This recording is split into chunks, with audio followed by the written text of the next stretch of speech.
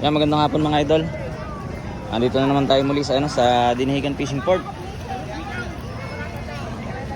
At ang oras natin ay 5:40 ng hapon.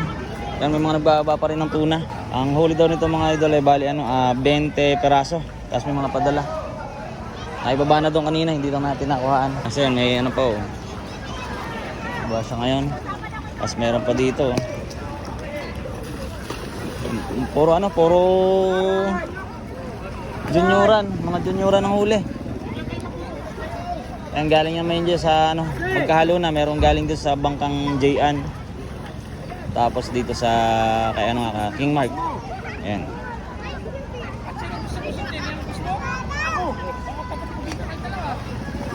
Ayun mga kinakarga nilang tuna.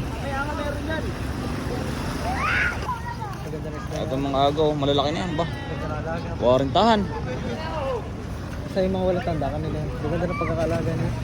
Ganyan ang magandang Saka walang masyadong tama. Ay, ang tindi na pala ngayon ng kalakaran sa may ganso, may sugat. Tumaas ng konti. Paano nakaraan dyan ay ang usapan lang ay bawas sa 1 kilo? Oo. Abay, isda namin sa under 6 pinasok. Mas maganda pa Kahit 42 kilo. Yo Shoutout kay Edol yan, nice Kaya mga ganyan ganso. Ganyan ang mga tama sana sa pangahan. Ay mga agaw. Dahing mahimahi sa sako. Grabe. Nagtatakot sayang, content din yung mga. Abay nga naman. Ay, tingnan mo yung mga ina-upload ko, yung mga kuha natin na nakaraan. Ayos na. Kaya mga agaw, patuloy pa rin sa pagbaba.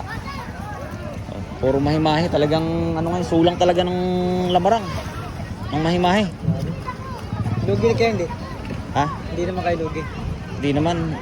Siguro kabig niya ng konti. Siguro makakaboy-boy doon sa mga nakarang lugi. Punta muna natin yung nasa loob yung mga binabaan. Tara.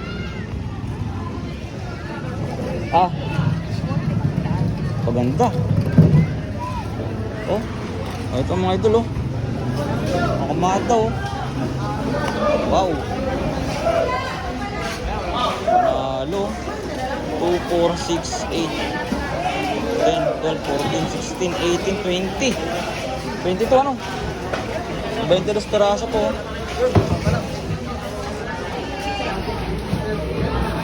Ayan mga kaaga. Tinetest na yung quality ng laman ng tuna. Kaya kinukuha nila ng sample. Dami lang huli Silipin lang natin yung iba doon mga kaaga.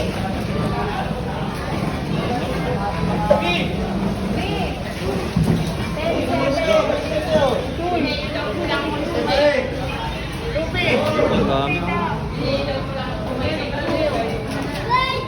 Tambak. Yung mararating lang po yan yung mga aga. Ang natin ang mahimahin.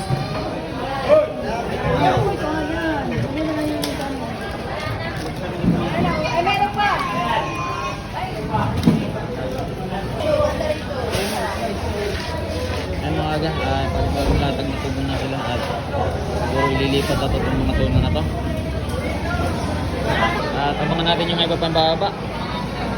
Galing sa mga bagong dating na bangka. Ayan